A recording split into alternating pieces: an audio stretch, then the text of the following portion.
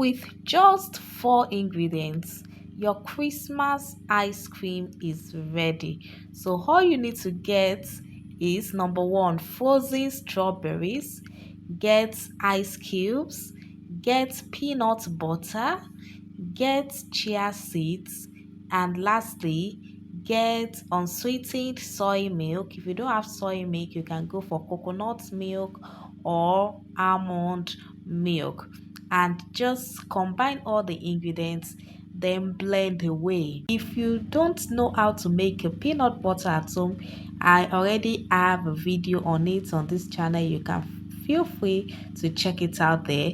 Then after blending everything together, here is what you have. Your ice cream is ready. All you just have to do is to pour it in a container and keep it in the freezer for a few hours to enable it get frozen, and then I can bet it with you that you will not miss all the enjoyment that that's outside, especially during this festive season, Christmas and New Year. Are you going to try this at home?